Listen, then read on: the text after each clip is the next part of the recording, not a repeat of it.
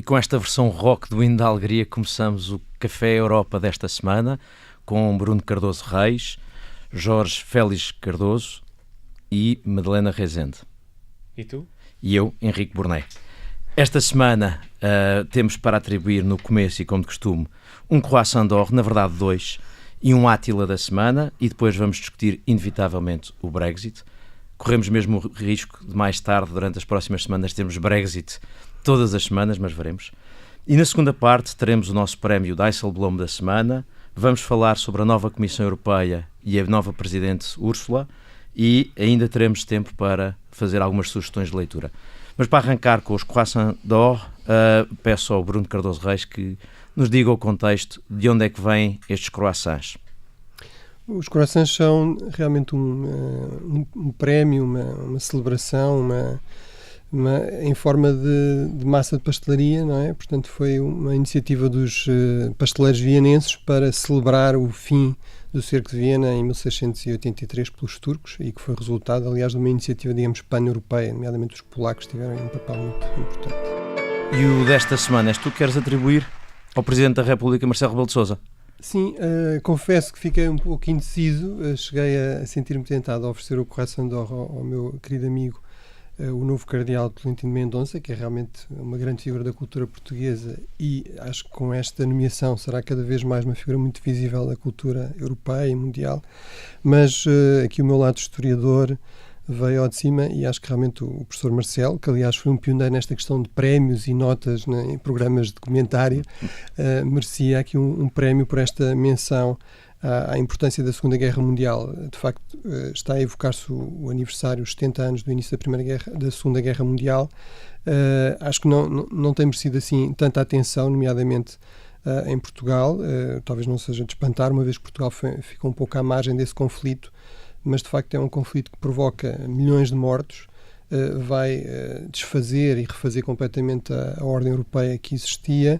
É um resultado direto quer da tragédia da Primeira Guerra Mundial, quer também do impacto extremamente destrutivo da Grande Depressão, e portanto é no fundo um alerta importante. De facto, um dos problemas como resultado da Primeira Guerra Mundial e da Grande Depressão foi a emergência de movimentos identitários, populistas, nacionalistas, radicais, quer à esquerda, quer à direita, desde a União Soviética até a Alemanha nazi, e de facto o preço que foi pago por isso pela Europa foi realmente enorme. Nós hoje em dia falamos muito de crises da Europa e de problemas na Europa, esquecemos que em 1945 se discutia seriamente se a Europa estava acabada, e quem olha para fotografias daquela época é fácil perceber porque é que a questão se colocava, porque a Europa estava literalmente, grande parte da Europa estava literalmente arrasada. E portanto acho que é importante realmente que esses factos não se percam. A Segunda Guerra foi realmente... É isso que eu te ia perguntar. O prémio é para o Presidente da República porque ele sugeriu... Porque ele sugeriu que realmente se desse mais atenção, se discutisse mais nas escolas, as causas da Segunda Guerra Mundial, e também, nomeadamente, ao nível do próprio ensino, houvesse mais discussão sobre estes temas. E aqui eu acho que a preocupação dele, e era esse o ponto com que eu queria terminar, é uma preocupação justificada neste sentido. Acho que, de facto, as gerações que viveram a Segunda Guerra Mundial e que tiveram um papel muito importante na liderança da Europa foram desaparecendo, inevitavelmente. Ainda assim, ainda temos uma geração, por exemplo, na Alemanha, isso é muito evidente, ainda temos pessoas ativas na política que têm memórias fortes da Segunda Guerra a partir da sua vivência familiar, não é? Portanto, que inclusive, lembro-me do economista-chefe do Banco Central Alemão, a certa altura, numa conferência, dizer: eu não conheci nenhum dos meus avós porque eles morreram na Primeira Guerra Mundial, não conheci o meu pai porque ele morreu na Segunda Guerra Mundial, portanto ele tinha sido concebido e o pai morre pouco depois. Portanto, isso ainda é um marco, mas cada vez mais isso vai inevitavelmente perder, mas acho que é importante que alguma memória, algumas lições retirem de um evento que foi realmente tão catastrófico. Temos mais prémios para dar, mas eu só para te acompanhar num comentário, é que este ano, em princípio, todos ou quase todos os alunos que entram para a universidade nasceram já no século XXI. E, portanto, de facto, a memória histórica destes alunos universitários é brutalmente diferente de toda a que havia. Bom, passamos ao segundo prémio, e sou eu que quero dar ao ex e futuro primeiro-ministro italiano, Giuseppe Conte, que conseguiu literalmente passar uma rasteira a Salvini. Salvini tinha feito a jogada de que falámos a semana passada, tentar deitar abaixo o governo e tentar levar para eleições. Conte chegou-se à frente, primeiro deu cabo dele num discurso no Parlamento e, juntamente com o Movimento 5 Estrelas e o Partido Democrático, preparam-se para liderar o novo governo. O que fará de Conte é primeiro-ministro de um governo de coligação com a extrema-direita primeiro e agora com um partido populista mais ou menos de esquerda e o Partido Democrático italiano. É uma originalidade, a política italiana está cheia delas. Neste caso, diria que a maior parte das pessoas, e certamente em Bruxelas, está bastante satisfeito. Encerramos por aqui os prémios Croissant d'Or e vamos passar aos prémios Átila. Prémios Átila. Bruno, porquê Átila? Átila é este líder, este rei Huno, portanto é uma das figuras, um dos líderes das chamadas invasões bárbaras, que vai destruir, digamos, a primeira forma de União Europeia que nós conhecemos, que é o Império Romano no Ocidente.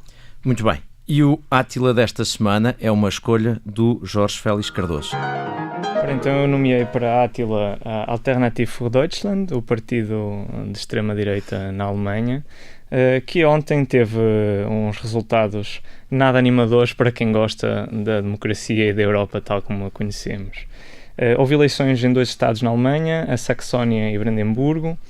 A Alternative für Deutschland não conseguiu ganhar nenhum destes 2 estados, mas tem uma votação muito expressiva, em ambos com uma votação acima dos 20%.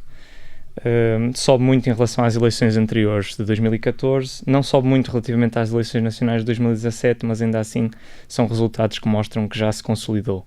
Na Saxónia, o caso é particularmente preocupante porque à boca das urnas a televisão alemã faz algumas sondagens um bocadinho mais complexas do que as que conhecemos nacionalmente e eles perguntam porque é que votam em determinado partido. E na Saxónia a maior parte dos eleitores diz que vota na extrema-direita não como forma de protesto, mas porque é o partido, que de facto representa as ideias dos eleitores e, portanto, de facto, são alguns números preocupantes. Para dourar a pílula, podemos falar aqui na subida dos verdes, por exemplo.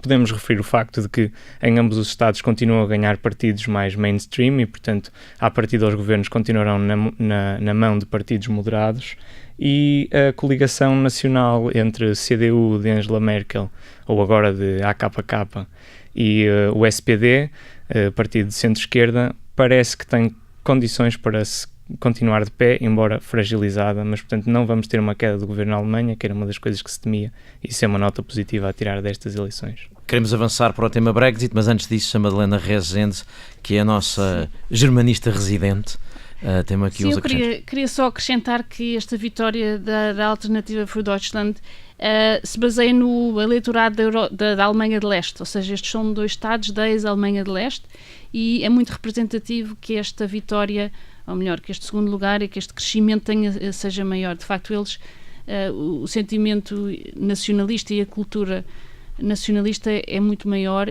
e se de facto a alternativa se vier, digamos, a extremar e a tornar-se ainda mais radical, é possível que o seu crescimento no Ocidente não seja tão intenso. Bom, e está a ponto de tocar o sino de Mário Centeno, que anuncia o fim desta secção.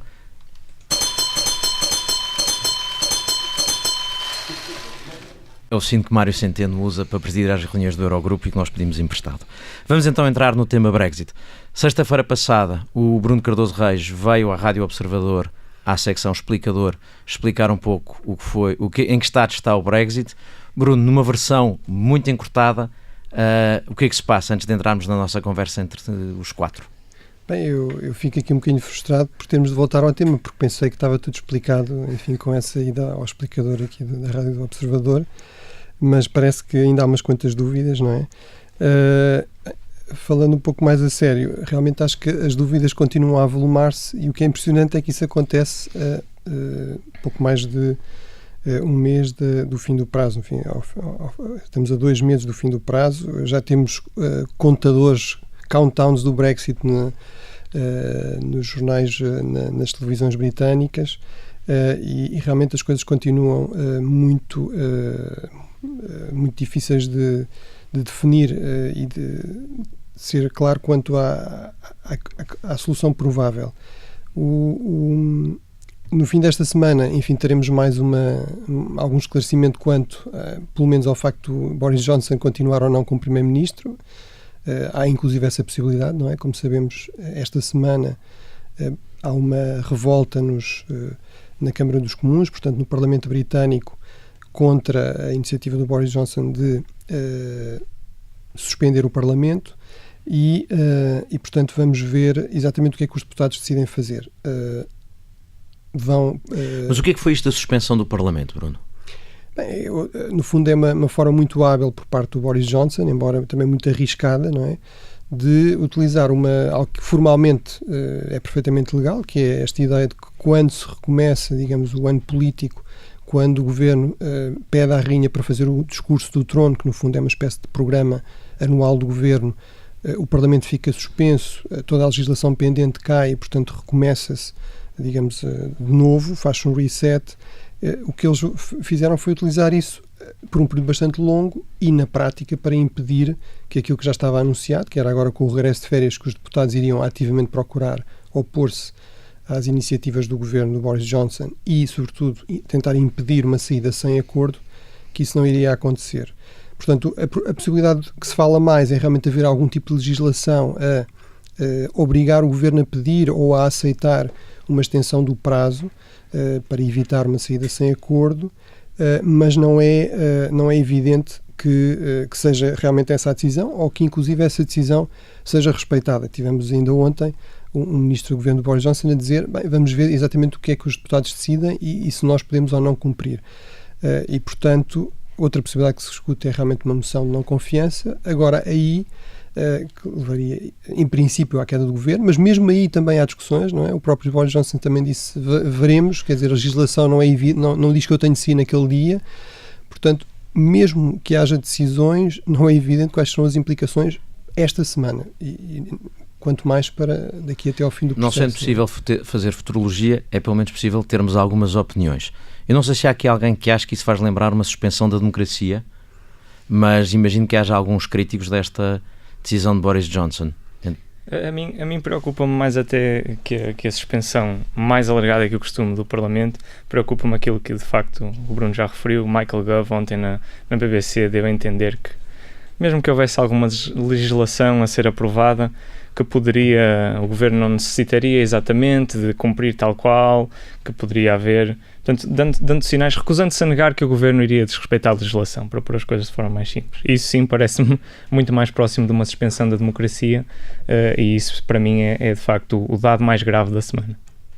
Eu, mais do que a suspensão da democracia, porque acho que não há de todo acordo e a mim não me parece exatamente que seja, digamos, a forma mais correta de olhar para a situação. O que se vê é, de facto, digamos, um jogo final do Brexit. Ou seja, há aqui uma pressão enorme para que haja mais negociações com Bruxelas e, eventualmente, que haja um acordo, como dizia o Bruno outro dia, com uma pequena alteração e que Boris Johnson acabe por o aceitar. Declarar vitória e retirar, não é? E retirar, exato. Ele é também perito nessas volte-faces de última hora e portanto, não me parece que seja inevitável que haja um acordo, que não haja um acordo. Pois, então estamos todos de acordo numa coisa. Não me parece que seja, não é questão formal da suspensão da democracia que está aqui em causa. Eu acho que isso, honestamente, e o súbito ataque que houve de várias pessoas a acharem que estavam a dar lições de democracia à democracia inglesa, à democracia britânica, porque agora, afinal, o Reino Unido não era uma democracia porque havia uma suspensão do Parlamento. Não é a democracia que está em causa. O que eu acho é que, formalmente, a questão não se coloca. Simbolicamente, isto tem um sinal político fortíssimo, que é, Boris Johnson o que fez foi dizer ao eleitorado, e de novo, pensando sobretudo no seu eleitorado, que é o Brexiteer, tanto dos que votaram conservadores como os que votariam no partido Brexit, o que ele fez foi dizer, não tem havido Brexit porque o Parlamento não deixa, portanto vamos lá encostá-los um bocadinho a um canto, porque com o Parlamento a atrapalhar isto não se faz, vamos lá fazer o que as pessoas querem, que é o Brexit. E portanto eu acho que é esse lado simbólico. Isto levanta-nos, parece-me, enfim, levanta vários, mas há um problema que a mim me parece particularmente complicado, que é este. Neste momento, o governo britânico tem todos os incentivos para ameaçar um no deal até ao último momento, por uma razão. Senão, eles não podem dar nada que Theresa May não tivesse dado, porque ficariam numa posição, então, afinal, vocês estão a dar mais da soberania britânica do que a Theresa May dava. E em relação ao no deal, eles podem pôr isto à fronteira, eles podem pôr isto como um problema da União Europeia, porque reparem, a fronteira é necessária, sobretudo na perspectiva da União Europeia, porque se não houver acordo entre o Reino Unido e a União Europeia, tem que haver algures uma fronteira, porque nós somos de um lado uma União aduaneira e do outro lado temos um país terceiro que vai deixar de fazer parte da União aduaneira. Portanto, é a União Europeia que precisa que haja uma fronteira por uma questão de transação dos bens. O que o Reino Unido já disse várias vezes é: nós não vamos fazer essa fronteira, não somos nós que vamos pôr a fronteira. E a União Europeia neste momento tem aqui um problema, que é, se não houver acordo, o resultado é o pior cenário possível, que é, além da saída sem acordo, um problema de haver uma fronteira entre as duas Irlandas. Aqui acresce um segundo problema, que é, quem é que faz a fronteira? É uma coisa que não tenho visto resposta. O Reino Unido diz que não fará. Nós, União Europeia, através da Irlanda, diríamos que tem que ser feita. E quem é que lá vai pôr o primeiro tijolo, ou o primeiro bocadinho de arame, ou a primeira cancela, e se no dia seguinte houver tiroteios?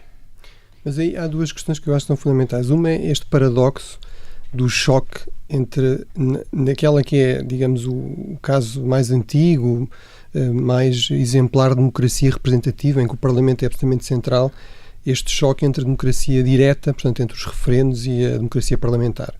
E, de facto, esse é um problema sério, e é verdade que o Boris Johnson está a fazer aqui uma jogada política, mas também está a utilizar um argumento que é exatamente esse, dizer, no fundo, eu estou aqui a defender a vontade do povo que se expressou no referendo, quer sair da União Europeia e que o Parlamento tem estado a procurar bloquear. E, portanto, eu acho que esse é um problema realmente central no contexto da política atual no Ocidente, esta tensão entre a democracia representativa e alguns esforços. E nesse sentido, o Boris Johnson aqui aparece, sem que eu acho que seja, aparece um bocadinho encostado, no mínimo encostado aos populistas. Com essa componente, não é? Que no fundo, aí é que esse lado também é que é interessante, que é o segundo paradoxo é termos um partido conservador que no fundo se está a transformar quase num partido revolucionário. Passou de cultivar o Edmund Burke, o gradualismo, o respeito pelas normas, pelas instituições, e tem aqui uma lógica quase do Rousseau, não é? De o que interessa é a vontade do povo, e as elites, as regras, as normas, os precedentes têm de estar ao serviço disso ou têm de ser postos de lado. Portanto, esse é um ponto fundamental. Um terceiro ponto fundamental, também concordo, é a questão da Irlanda.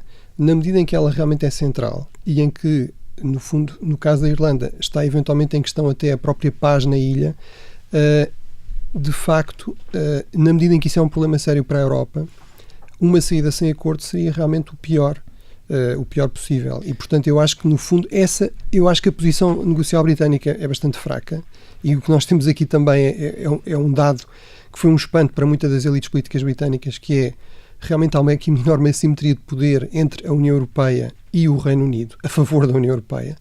Eles não conseguiram dividir para reinar, que era o que estavam a contar fazer, e, portanto, a União Europeia está bastante unida. Quem está muito desunido é realmente o Reino Unido, os partidos britânicos, etc.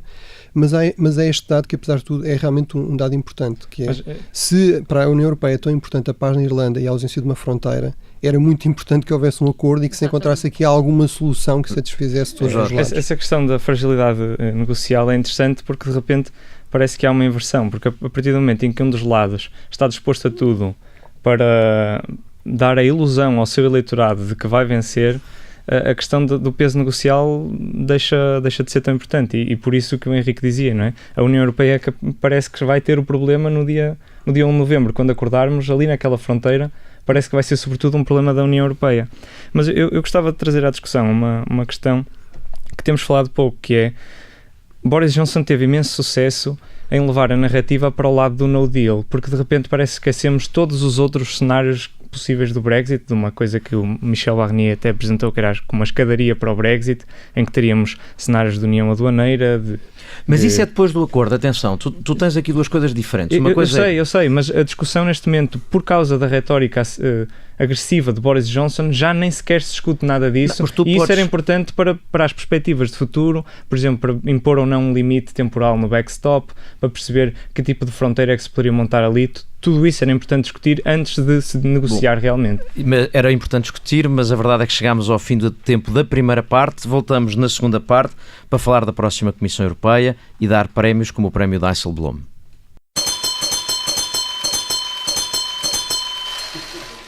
E voltamos à segunda parte do Café Europa com Bruno Cardoso Reis, Jorge Félix Cardoso e Madalena Rezende e eu, Henrique Bournet. Nesta segunda parte vamos atribuir o prémio Dijsselbloem da semana. A Madalena já vai explicar o que é. Vamos falar sobre a nova Comissão Europeia e a sua Presidente e as estratégias da sua Presidente. E no fim temos vários ouvidos na mesa do lado. Mas para começar, Madalena, o que é o prémio Dijsselbloem? O prémio Dijsselbloem é o prémio que é nomeado segundo o Ministro das Finanças holandês, que era Presidente do Eurogrupo durante a crise financeira, e como sabemos teve o condão de dizer sempre coisas tolas no momento crucial, por exemplo, que não se devia emprestar dinheiro a quem gastou o dinheiro em vinho e mulheres. E, portanto, vamos tentar encontrar alguém com esse condão. One cannot spend all the money in alcohol and women and then ask for help. E o prémio da tolice da semana, por assim dizer, sugeri eu que fosse dado ao Partido Socialista e ao Partido Comunista Português por causa dos comentários que fizeram à sua não inclusão no Summer Camp, a Universidade de Verão que a Comissão Europeia organizou a semana passada em Monsaraz, com 40 alunos, 70 oradores, e o Partido Comunista queixou-se de não estar presente. Na edição do ano passado teve o deputado do PC, e o PS, mais extraordinariamente, queixou-se de não estar presente, apesar de estarem, eu já perdi a conta, mas para aí um ministro, 2 secretários de Estado, uma candidata a deputada. O Jorge também esteve lá, além de mim, lembras-te? Houve vários... Sim, 2 ministros, 2 secretários de Estado, o Presidente da Câmara socialista. Portanto... Enfim, o que é lamentável nisto para mim é, havendo um evento que atrai gente, em que apetece participar, em que os jovens gostam de participar, em que há 70 pessoas disponíveis para irem a Monsaraz conversar sobre a Europa, a atitude dos partidos é: eu também quero um bocadinho disto. E tem que ser o meu espaço, onde é que está o meu bocadinho disto, onde é que está? Esta coisa dos partidos acharem que têm que tomar conta de todo o espaço. Porque se os partidos tivessem dito: gostamos muito, parabéns por esta iniciativa e gostávamos de participar, eu diria lindamente. Mas esta ideia de que não, nós somos donos destes espaços, isto é feio. Eu acho que, por um lado, é um reconhecimento, não é? Portanto, claramente, esta iniciativa está a ser um sucesso e está a ter crescente visibilidade e, portanto, isso levou a esta reação, não é? Queremos estar presentes. Por outro lado, acho que é um bocadinho a silly season eleitoral, não é? Portanto, estamos num contexto de eleições e, portanto, aí os partidos muitas vezes perdem de vista tudo o resto e aquilo que os preocupa exclusivamente é maximizar as oportunidades de aparecer na imprensa, ter visibilidade e de ganhar eleitores. E é importante também contextualizar, para quem não conhece a iniciativa, que isto se trata de uma escola de verão da Comissão Europeia, onde as pessoas, apesar de pertencerem a partidos, são convidados, e não são convidados por pertencerem aos partidos.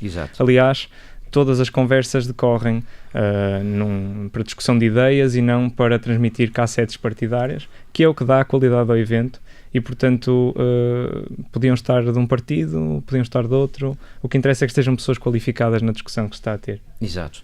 E pronto, de qualquer maneira, vamos trazer aqui o PS ao fim deste debate com o sino do Presidente do Eurogrupo que encerra a nossa secção de prémios.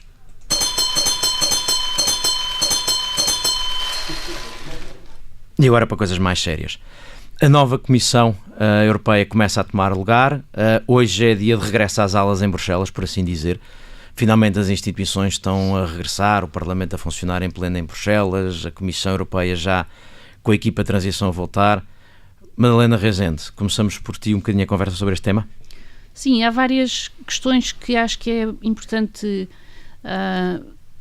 notar agora neste regresso, uma vez que há alterações importantes feitas nomeadamente pela nova Presidente da Comissão, Ursula von der Leyen, e a primeira é em relação à estrutura da Comissão. Sabemos que a sua escolha foi muito disputada, sinal também da desunião da União e das dificuldades em encontrar consensos neste momento, e em resultado disso ela escolheu 2 dos comissários mais importantes da Comissão que cessa agora, Frans Timmermans e Margrethe Vestager, 2 pesos pesados da Comissão e que estiveram na calha para serem escolhidos, e escolhe-os como vice-presidentes com mais poderes, e portanto cria-se assim aqui pelo menos um triunvirato iluminado, como já chamaram na imprensa. Cada um irá ter equipas de comissários e tentar-se-á também que cada um fique responsável por um portfólio. Por exemplo, fala-se de um Green New Deal para o comissário Frans Timmermans, do Partido Socialista holandês, onde inclua assuntos tão importantes como o transporte, a energia, a investigação, e portanto que todos estejam virados para esta nova agenda ecológica e que toma também ela grande importância na União Europeia.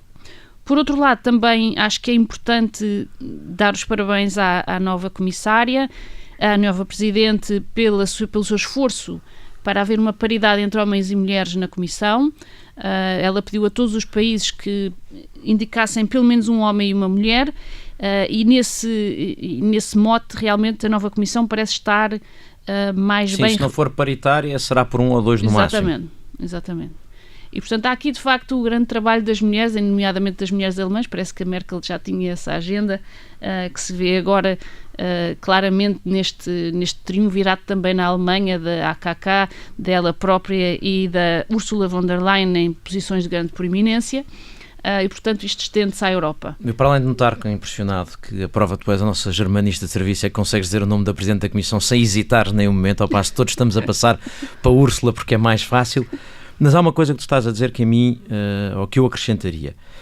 No anterior mandato, o Juncker trouxe o Timmermans, ou fez do Timmermans primeiro vice-presidente, e na brincadeira eu várias vezes dizia que ele era também vice-presidente para os votos do Partido Socialista no Parlamento Europeu. Isto é, ele tinha, entre outras missões, garantir que o Partido Socialista no Parlamento Europeu apoiava, porque esta forma de eleição nova, em que o resultado das eleições foram mais tidas em conta, implicava isso. Desta vez, os liberais são necessários para qualquer maioria, não se fazem maiorias só com os socialistas e com o PPE, e portanto esta ideia, no fundo, este triunvirato também é que a Vestager seja a vice-presidente para os votos dos liberais, ou seja, nada irá ao Parlamento Europeu a voto e ao Conselho sem ter passado por estes dois que representam os dois partidos, e portanto há aqui uma ideia de equilíbrio. A outra coisa que eu acho que se tem visto na Presidente da Comissão designada, usando a fórmula que os americanos usam, é que ela já conseguiu resolver, resolveu sozinho, mas ela já conseguiu resolver um dos grandes problemas que tinha, que era, na indicação dos comissários, era muito provável que o Parlamento Europeu começasse a objetar a alguns. E os candidatos mais óbvios para terem objeções levantadas eram, fosse quem fosse o candidato, da Hungria, de Itália e da Polónia, porque o Parlamento Europeu ia querer mostrar que tinha objeções aos governos destes 3 países. No caso de Itália, o problema resolveu-se sozinho. Eu diria mesmo que, desde que saiba ler e escrever, qualquer comissário enviado pelo governo italiano que não seja proposto por Salvini vai ser bem recebido pelo Parlamento Europeu. No caso da Hungria, o problema mantém-se, porque a proposta húngara levanta problemas, e isso vamos ver como é que a Presidente da Comissão vai gerir. No caso da Polónia, eu acho que ela provou uma inteligência enorme. O nome sugerido pela Polónia era problemático. Exatamente. Tinha um historial ligado ao sistema judicial, que era exatamente onde há problemas na Polónia. E o que ela fez foi dizer, mas a minha proposta é dar-vos a pasta da agricultura, que é uma pasta que vocês querem muito. E, portanto, o candidato desistiu dizendo, a pasta é ótima para a Polónia, mas eu de agricultura não percebo nada. E, portanto, veio Foi. Eu acho que ela provou já ter sensibilidade e inteligência. E há outra... Diz, queres completar? Há outro gesto que ela fez que eu acho que foi uma grande jogada, que é, ela conseguiu, por iniciativa do próprio, porque o próprio percebeu que não tinha remédio, ela conseguiu que Martin Selmayr, o secretário-geral muito complicado da Comissão Europeia, apresentasse a admissão antes sequer de ser exigido pelo Parlamento. Ou seja, o Parlamento nem lhe chegou a exercer poder sobre ela, a dizer ou ele se vai embora ou nós não aprovamos. Ela conseguiu que ele se demitisse antes. E, portanto, eu acho que ela tem mostrado até agora alguma firmeza, inteligência e sensibilidade política. Jorge, eu ia precisamente pegar nisso. Eu estou muito impressionado com Ursula von der Leyen. ela entra fragilizada, é preciso relembrar isto, não era Spitzenkandidat e isso gerou muita discussão. No Parlamento Europeu ele ganhou a eleição por 9 votos num universo eleitoral de 747 eurodeputados, portanto uma margem mínima, e de repente parece que tem aqui uma série de vitórias que lhe dão de facto um novo alento para fazer um mandato com alguma força política. O primeiro deles já foi salientado, a paridade. O segundo deles, a inteligência na distribuição dos portfólios. Além do triunvirato que vocês já falaram, eu queria salientar o facto de se discutir neste momento a atribuição de uma pasta ligada ao ambiente à comissária lituana que vem dos Verdes, o que também é uma piscadela de olho muito grande aos Verdes no Parlamento Europeu. Isto não é certo, que não são mas se fala disso. Repara, que não são necessários para formar maiorias no Parlamento Europeu, mas são úteis. Nunca fiando.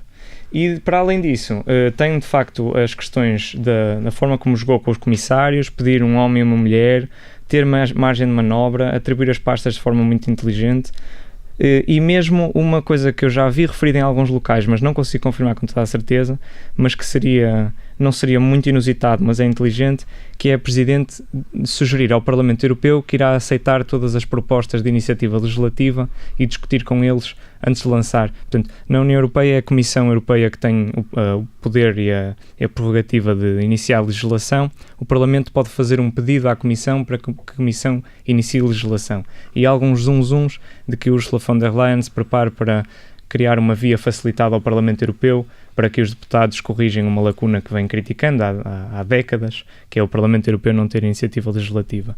No entanto, salientava 2 problemas de facto. Um deles o Henrique já falou, a questão do comissário da Hungria. A Hungria propôs o Ministro da Justiça de Orbán, que foi responsável por desmantelar a independência judicial na Hungria e agora vem para a Comissão Europeia. E são interessantes as pastas que lhe são apontadas ou que eles dizem querer. Uma delas, a política de vizinhança e o alargamento, portanto aqui jogando com os novos membros da União Europeia e com tudo o que está à volta e uma cartada forte depois em questões migratórias, ou então o apoio ao desenvolvimento, também uma questão de política externa relativamente complicada, mas mais fácil aí, porque aí apesar de tudo era dizer apoiar os países de onde vem a migração. Poderia ser na fronteira. Se for essa a ideia. Poderia ser nessa a fronteira. E o outro caso que eu vi, ainda não vi ninguém salientar, foi que eu vi nas notícias que a França talvez quisesse a política comercial. Eu não sei se isto será uma boa notícia, tendo em conta o protecionismo ou os toques protecionistas que Macron vem demonstrando, mas aí aguardaremos para ver. Para já, resumo da ópera, Ursula von der Leyen com uma excelente entrada no jogo. Bruno Cardoso Reis, também queres falar de Ursula von der Leyen? Sim, porque eu também sei dizer o nome. Sim, eu 2 notas breves. Uma, eu acho que há aqui um risco, apesar de tudo, e aqui estou a ser deliberadamente contrarian, vamos dizer assim, nesta insistência na dimensão identitária ou mesmo de género. Ou seja, eu acho que não se pode correr o risco de transformarmos a Comissão Europeia numa coisa completamente estatística, não é? Em que tem de ter exatamente a percentagem certa de mulheres, de outras minorias, etc. Ou seja, acho que isso é uma tendência que eu acho que se nota muito. Acho que mais mulheres competentes, ótimo. Acho que a diversidade é realmente muito importante, é uma grande mais-valia para evitar uma visão muito fechada, muito corporativa.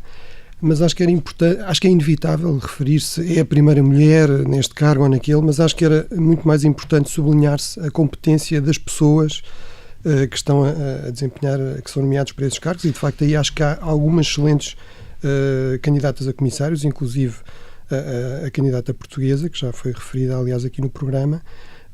Vamos ver se realmente tem uma pasta que recompensa essas competências, mas acho que é uma... Bruno, deixa-me só interromper-te aí. É porque nessa pasta, a propósito dessa pasta, há, que eu conto, pelo menos 5 potenciais candidatos a essa pasta. E eu deixei de fora, entre outros, a candidata da Finlândia, porque nem sequer consegui dizer o nome e, portanto, desisti. Mas, se tal indicar o Gualtieri, que é o deputado presidente da Comissão Parlamentar na área das finanças, Elisa Ferreira, que foi a Sylvie Goulart, francesa, tanto pode dizer isso como pode ir para a defesa, porque ela já foi ministra da defesa. Portanto, há vários candidatos a essas pastas, o que aliás a mim me faz pensar que para vários Estados-membros a questão da zona euro e da economia vai estar no topo da agenda. Sim, essa é uma das grandes prioridades para grande parte dos países membros da União Europeia, se não para todos. a questão financeira, a questão dos fundos, e, portanto, é normal que haja muitos candidatos de peso e, portanto, a competição será tremenda. Em relação à questão da própria Presidente da Comissão, eu, para já, não sou um entusiasta, ou seja, acho que não está propriamente a cometer erros, mas tendo em conta, talvez aqui esteja muito influenciado pelo currículo dela, ou seja, acho que como Ministra da Defesa alemã realmente fez um lugar bastante fraco, embora, há que dizer isso, de facto, o lugar de Ministra da Defesa na Alemanha é bastante ingrato. É muito mais difícil reformar as Forças Armadas alemãs do que as portuguesas, e isso já não é fácil, mas, por outro lado, o lugar de Presidente da Comissão também não é propriamente um lugar fácil. Portanto, não sei se ela terá realmente essas capacidades de liderança e transformação que se anunciam, mas, enfim, espero que sim. Ou de gestão. Também há a questão da gestão da Comissão, que é uma questão já difícil por si. E a questão orçamental, porque um dos problemas que se diz que ela teve na Alemanha é que o orçamento do Ministério da Defesa era baixo e ela com pouco fez. Ora, uma das grandes discussões que, apesar de tudo, esta Comissão fez o favor de avançar é a discussão sobre o orçamento da União Europeia, que já está um pouco avançada, mas até fechar, e, portanto, também dependerá do que é que ela consegue fazer, mas diria comparativamente, e não é só em quantidade, comparativamente ao tipo de problemas que tem, o orçamento da União Europeia, apesar de tudo, ainda é grandinho. E, portanto, talvez não seja essa a questão mais trágica. Deixa-me só um comentário que tu estavas a dizer, Bruno. Eu também não sou entusiasta da ideia de que isto tem que ser absolutamente paritário e que a questão de género, identitária de género, é o mais importante. O meu ponto é outro. Ela definiu isso como prioritário para a sua comissão e como que num passe de mágica, conseguiu. Em menos de 2 meses conseguiu. E isso é que me surpreende. E conseguiu que vários Estados-membros com peso o fizessem. E isso é que é o ar dos tempos. Mas apesar, acho que é isso. Acho que é a questão do Me Too, não é? Portanto, é muito difícil resistir a essa pressão. Por outro lado, eu também acho que, apesar de tudo, esta é uma área relativamente fácil em que ela tem muito poder, que é a questão da nomeação dos comissários para determinados lugares. E, portanto, nas outras áreas isso já não será tanto assim, não é? Não vai ser uma melhor comissão por ter metade de mulheres comissárias, não é? Ainda bem que foste tu, Madalena, a dizer isso. Eu sabia que tinha que dizer. Mas é uma boa... é um bom passo para a igualdade de género e para... Sim. Enfim, não estou a dizer que vai melhorar a comissão por esse facto, mas o ponto é outro. Mas a própria Presidente, por acaso, disse isso. Disse que a partir do momento em que chegavam muitas mulheres, a comunicação dentro da equipa que melhorava bastante. Pois eu aí já tenho mais dúvidas com Só esse tipo para de deixar argumentos. Exatamente. Eu também que as não mulheres são compro intrinsecamente melhores líderes. Não.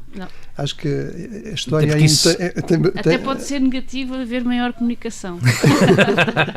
Não, isso abre porta. É que eu acho que o problema desses argumentos é que abrem porta ao argumento contrário. Claro. Se é legítimo dizer que as mulheres são melhores, melhoram a comunicação, também é legítimo dizer exatamente o contrário. Passa a ser... Sim, uma das grandes contradições nestas discussões de género é que, ao mesmo tempo, diz que as mulheres são iguais, que as mulheres são mais fracas e, portanto, têm de ter certas condições especiais, não é? São vítimas, esta questão do Me Too quase que aponta para aí, e depois, ao mesmo tempo, que são especiais, são melhores, não é? E, portanto, conciliar tudo isso torna-se complicado num conjunto coerente. Agora, isto, volto a sublinhar, não quer dizer que eu não acho que mais diversidade é importante e que não acho que é muito importante que haja mulheres altamente competentes que realmente têm aqui uma oportunidade de desempenhar funções ao nível europeu. Bom, vamos ver nas próximas semanas como é que fica a questão do fundo do programa de trabalho desta Comissão. Isso vai ser o grande desafio. Mas antes de chegarmos ao fim do nosso programa, nós temos as sugestões de leitura ou o nosso ouvido na mesa de lado. E esta semana, tanto a Madalena como o Bruno como o Jorge têm sugestões de leitura. Eu começaria pelo Jorge. Muito bem, a minha rápida. No DN desta semana, e creio que ficará disponível online nos próximos dias, há uma reportagem muito interessante da autoria de Beatriz Jorge, que fala sobre os abrigos ilegais, clandestinos, para fazer o acolhimento dos migrantes em Atenas, no bairro de Exárquia, que é um bairro que esta semana esteve em destaque porque teve o novo governo de direita, com Mitsotakis, está a promover uma estratégia diferente e tem a polícia a entrar no bairro e a fazer a limpeza destes abrigos e, portanto, é uma realidade que interessa conhecer neste momento. Bruno Cardoso Reis, a tua sugestão de ouvido na mesa de lado? A minha sugestão é um artigo na revista Foreign Affairs, uma revista norte-americana, The Old World and the Middle Kingdom, ou seja, a Europa e a China. É um artigo que aprofunda muito estas discussões sobre o papel da China no mundo e a grande preocupação norte-americana. E eu acho que isso é talvez o primeiro ponto a sublinhar, a enorme preocupação norte-americana com a crescente influência da China em áreas onde tradicionalmente os Estados Unidos eram dominantes, inclusive na velha Europa e na nova Europa, se utilizarmos aquela designação do Rumsfeld, na Europa de Leste, onde de facto, na República Checa, na Hungria, etc., a China tem investido muito. Também um segundo ponto interessante é que há uma referência explícita a Portugal, ao primeiro-ministro português, e, portanto, é mais um sinal de que, de facto, os Estados Unidos estão muito atentos a este peso da China em Portugal. Madalena Rezende. A minha sugestão é do Walter Russell Mead, um pequeno ensaio sobre Why Russia and China are Joining Forces, portanto é sobre o facto da China... E onde é que foi publicado, desculpa? No Hudson Institute. A China e a Rússia estão cada vez mais próximas, vê-se na Venezuela, na Síria, na Sérvia, e estão também a trabalhar em conjunto para frustrar o Ocidente. E eu não tendo a minha sugestão de ouvido na mesa de lado é que na próxima semana, segunda-feira, voltem a ouvir o Café Europa, é nosso programa outra vez para a semana.